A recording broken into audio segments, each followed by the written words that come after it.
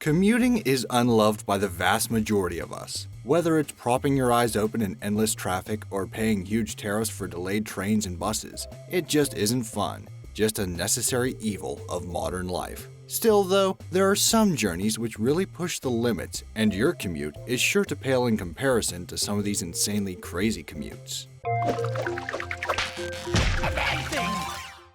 Number 10. Traveling via the water. Many people commute via ferries, but much fewer commute via other forms of water travel. We're told that swimming is an excellent form of exercise. It relaxes you, exercises your whole body, and cools your core temperature. So in light of this, is it really a surprise that given the option, Benjamin David swims down the River Isar in Munich to work?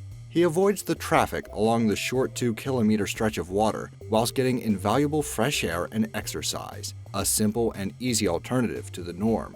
Another man reaping the health benefits of his watery commute is Gabriel Horkler, who is the head of cataloging at the Library of Congress in Washington, D.C. After making the realization that his commute ran parallel to the Anacostia River, Gabriel made the decision that there must be a better way to travel, and he decided he'd row his boat gently down the Anacostia River, whilst merrily soaking up the fresh air and exercise, which has helped keep him in superb physical condition at the ripe old age of 71.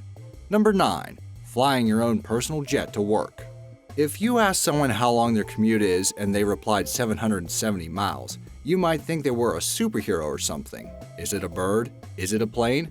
No, it's Kurt von Badinsky, a mechanical engineer and co-founder of a San Francisco-based tech company. Whilst he isn't quite Superman, Kurt does indeed partly fly to work from LA to San Fran. He pays $2,300 a month for unlimited flights to and from San Francisco from Canadian airline Surf Air, and at least during his 90-minute flight he can get some work done.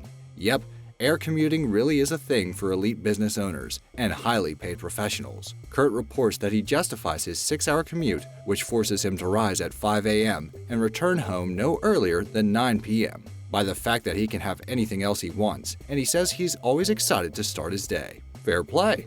Number 8. Barcelona to London. The expense of living in London is extreme. We've heard of many stories of people circumventing this expense with innovative methods, but one of the most prolific and famous is Sam Cookney, who calculated the 530-hour round trip over 900 miles from Barcelona to London would cost significantly less than living in the capital. He actually saves €387 a month. Fortunately, he only does this 4 or 5 times a month whilst either working at home or in shared accommodation for the remainder of his time in London. But that's all factored into his calculations, and he now enjoys a fine 2-bed roof terrace flat in Barcelona's beautiful Gothic quarter. Number 7. Flying Australian doctor. If you live in remote parts of Australia, then you're not all alone and unassisted. Medical help is still available, and the doctors dedicated to this cause are some of the most dedicated in the entire profession. True guardian angels. Australia's Commonwealth-funded Royal Flying Doctors are the eyes in the air and boots on the ground when it comes to providing first aid and emergency care to Aboriginal communities, remote farmers, and tourists traveling the outback, and Dr. Min Lekong is one of these coveted doctors, a far cry from your average commute. Dr. Lekong flies out from his base at Mount Isa in Queensland from the cockpit of a twin-engine Super King Air B200. Accompanied by a pilot and a nurse. Locating patients and landing alongside them are some of the unique challenges involved in this line of work, and Dr. Lekong stresses that this form of work is truly unforgiving and dangerous. Pursuing a strong sense of moral duty, this is surely one of the most rewarding forms of a commute. Number 6. Working in a volcano. A volcano is hardly a conventional working location, especially not a highly acidic active volcano which billows out clouds of superheated steam. For 300 men in Java, Indonesia, though, this is a profitable line of work. Their task is to break up sulfur from within the volcano and then to manually transport it 3 kilometers uphill to where they get paid. Working at dawn, these men try and avoid the inhospitably hot afternoons that make work inside the crater unbearable. Sukarno, a Javanese man who is part of this crack team of volcanic miners, rides 30 kilometers to the crater and over a day. He'll carry more than 100 kilos of sulfur several kilometers up and down its rocky side. The job does at least pay more than double your average farming job due to the acidic, hot and steamy environment. Hardly your usual set of occupational hazards. Number 5. La Paz Cable Car Commute. There are many wacky forms of transport in this list, and this cable car adds to the tally as a weird form of commuter transportation, used by many in the South American city La Paz. The Bolivian capital is positioned between 3,500 and 4,200 meters above sea level, the highest capital city in the world, and many forms of transport here actually go up even further. An underground system is impossible. The town is too dense for trains and large motorways, and it's already crammed and congested, so La Paz looks to the skies. This awesome cable car carries an estimated 100,000 commuters daily through breathtaking panoramas of the entire city and the surrounding Andine environment. It's Swiss-built, new and shiny, no dangers here, and it actually ranks as one of La Paz's safest forms of transport. More lines of the Mi Teleferico are due to open due to its enormous success. Soon, there will be 5 to 7 cable car lines ascending the Andine peaks. Number 4. Unicycling to Work. Here's a nice, lighthearted, and extroverted commute. Benjamin Kiefer unicycles through New York in Midtown Manhattan. He's mastered the art since signing up for circus school in 1990 and reports that he just loves this form of transport. It's more than fair enough from a practical standpoint also. He says that the roads are congested, subways are cramped, taxis cost a lot, and simply walking is a bit boring. Donning his suit and tie, he takes to the unicycle, and it's obviously earned him a bit of internet stardom. Number 3. Welsh man power glides 12 miles to work. So if you could choose anything, what would be your ideal method of travel to work? Car, bike, bus, train, power glider? This man from Wales chose the latter option in an extreme bid to avoid traffic and add a bit of excitement to his commute. First, he checks that conditions are clear and the wind speed is below 12 miles per hour, and then gets clearance from the closest RAF base before setting off for a half-hour journey that soars over Welsh hills and valleys from his home in North Wales to the Holyhead boatyard where he works. The power glider is pretty imposing. It uses a 4-stroke engine, and on a clear day, it kicks up some noise, and thus he's become well known on the Isle of Anglesey for his James Bond-like daredevil commuter antics. Number 2. Long-haul commutes. What's the average commute duration?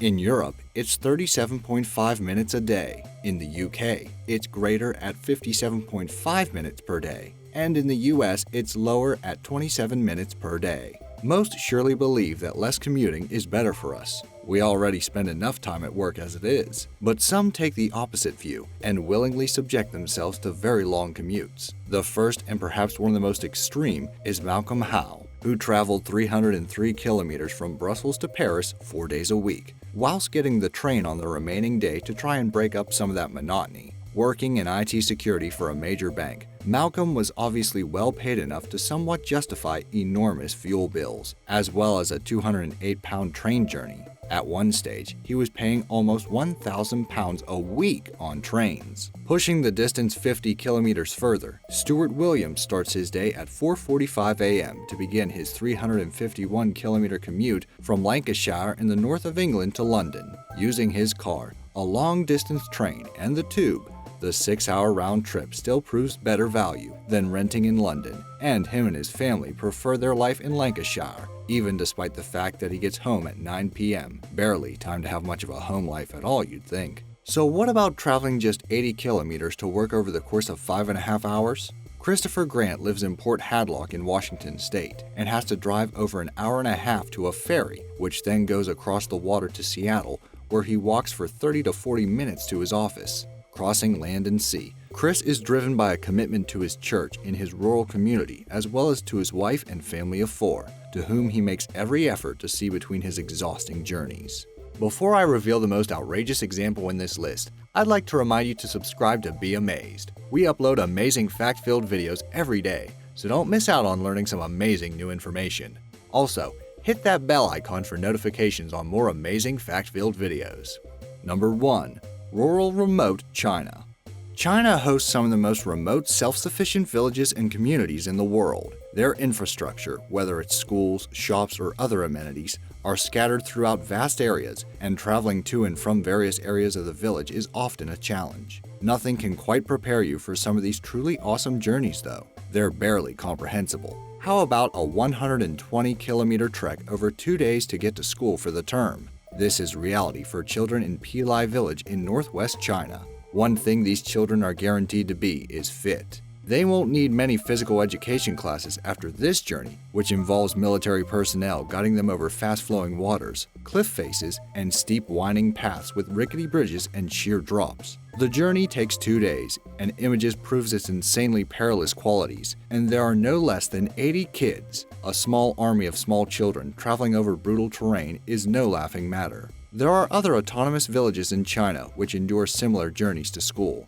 Pupils in Pijitai, a village positioned some 2,500 feet up a cliffside, have to suffer a 2-hour near-vertical climb to their school every 2 weeks. The original vine ladders which helped children with this have now been replaced with metal staircases. Which commute did you think was the craziest? Have you got an equally grueling journey to work? Let me know in the comments down below. Thanks for watching.